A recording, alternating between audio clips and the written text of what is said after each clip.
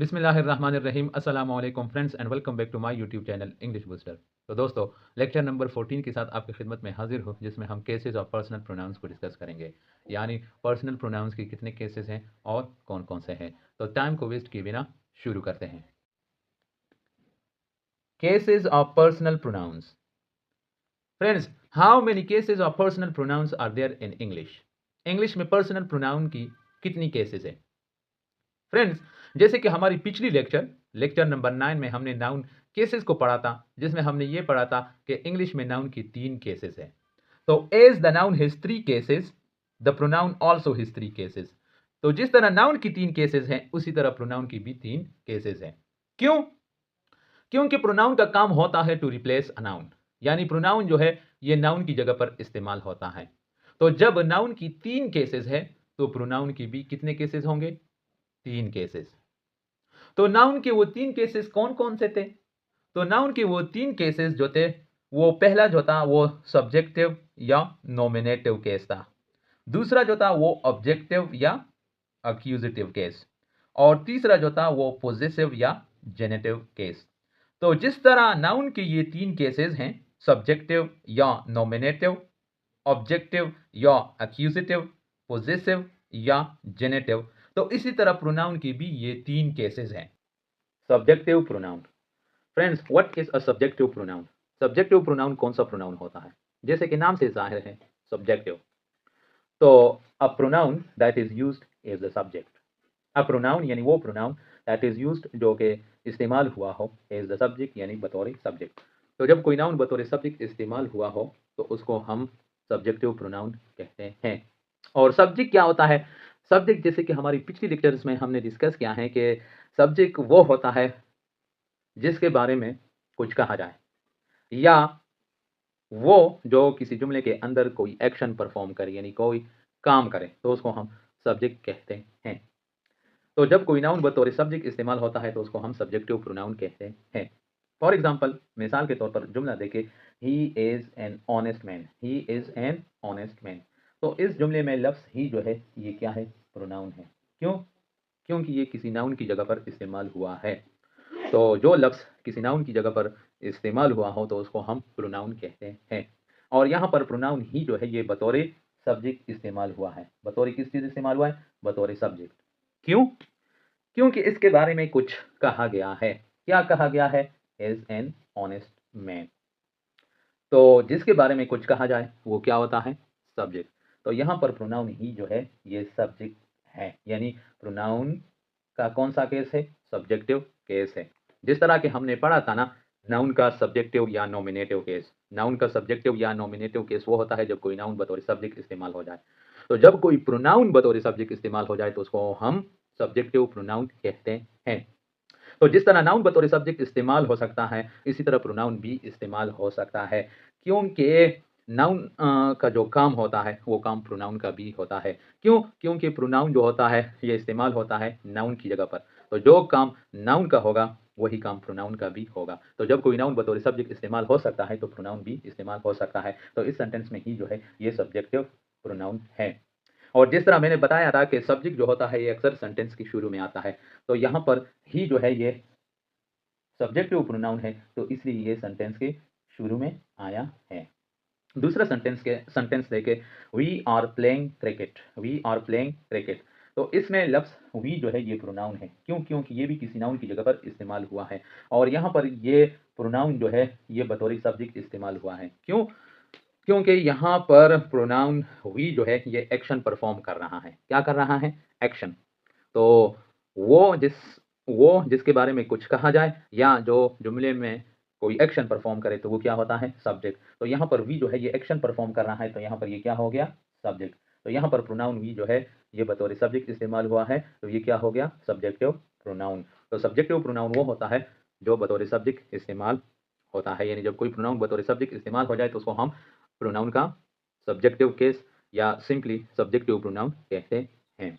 उम्मीद है कि सब्जेक्टिव प्रोनाउन की समझ आई होगी। अब बढ़ते हैं ऑब्जेक्टिव प्रोनाउन की तरफ कि ऑब्जेक्टिव प्रोनाउन कौन सा प्रोनाउन होता है। Objective pronoun. Friends, what is an objective pronoun? Objective pronoun कौन सा प्रोनाउन होता है? नाम से जाहिर है, ऑब्जेक्टिव। तो a pronoun that is used is the object. A pronoun यानी वो प्रोनाउन दैट इज यूज्ड जो कि इस्तेमाल हुआ हो एज द ऑब्जेक्ट, यानी बतौर ऑब्जेक्ट। यानी जब कोई नाउन बतौर ऑब्जेक्ट इस्तेमाल हो जाए तो उसको हम ऑब्जेक्टिव प्रोनाउन कहते हैं। ऑब्जेक्ट क्या होता है?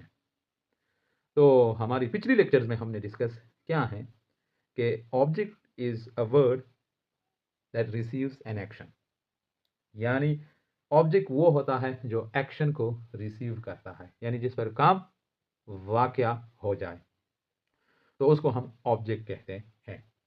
तो जब कोई नाउन बतौर ऑब्जेक्ट इस्तेमाल होता है तो उसको हम ऑब्जेक्टिव प्रोनाउन कहते हैं। फॉर एग्जाम्पल, मिसाल के तौर पर सेंटेंस देखें, द टीचर पनिश्ड हिम।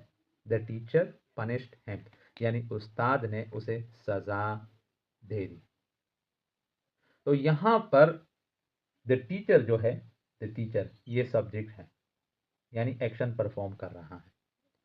कौन सा एक्शन परफॉर्म किया है इसने? पनिश्ड यानी सजा दी है। और टीचर ने ये जो सजा दी है उसे किसने रिसीव किया है? हिम ने, यानी उसने। तो यहां पर हिम जो है ये बतौर ऑब्जेक्ट इस्तेमाल हुआ है, और हिम जो है ये क्या है? प्रोनाउन है।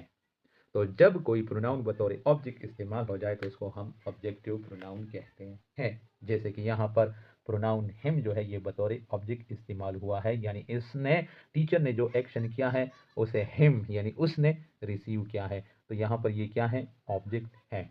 और मैंने आपको बताया था कि नाउन का ऑब्जेक्टिव या अक्यूजेटिव केस वो होता है जब कोई नाउन बतौर ऑब्जेक्ट इस्तेमाल हो जाए, और जब कोई प्रोनाउन बतौर ऑब्जेक्ट इस्तेमाल हो जाए तो उसे हम सिंपली ऑब्जेक्टिव प्रोनाउन कहते हैं। और मैंने आपको ये भी बताया था कि ऑब्जेक्टिव केस जो होता है ये सेंटेंस के आखिर में आता है वर्ब के बाद।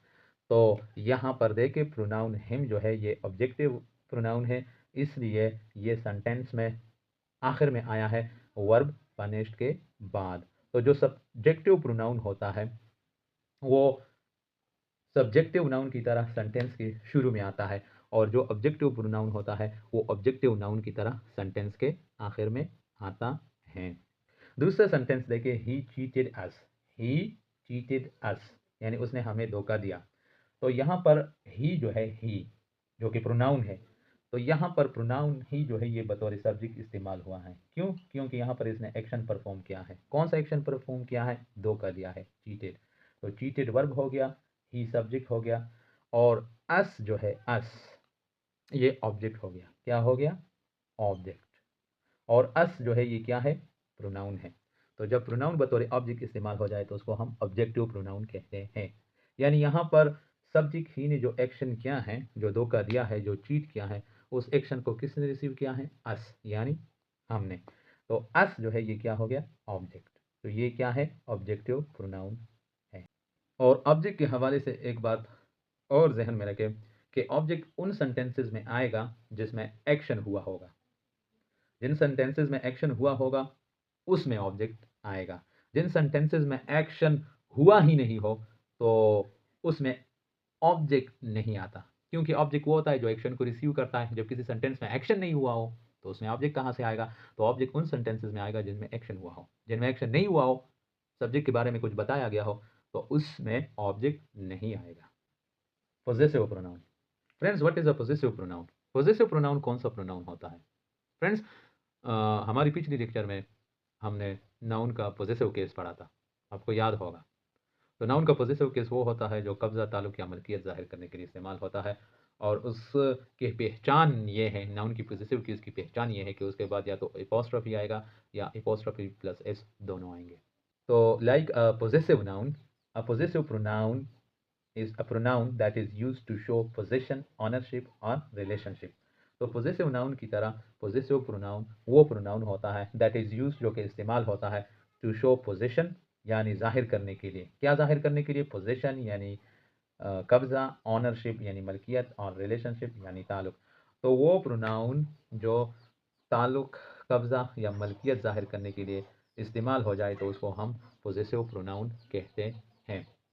मिसाल के तौर पर सेंटेंस देके, this pen is mine. This pen is mine यानी ये पेन मेरा है। तो यहाँ पर माइन जो है ये प्रोनाउन है, और यहाँ पर ये शो कर रहा है किस चीज़ को? कब्जा और मलकियत को कि ये पेन किसका है, मेरा है। तो माइन क्या है, पॉजेसिव प्रोनाउन है। दूसरा सेंटेंस देखिए, that house is our, that house is ours. तो दैट हाउस यानी वो घर, इज अवर्स यानी हमारा है, यानी वो घर हमारा है। तो यहाँ पर इस सेंटेंस में अवर्स देखिए, अवर्स प्रोनाउन है और यहाँ पर ये शो कर रहा है कब्जा और मलकियत को, यानी वो घर किसका है, हमारा है, अवर्स।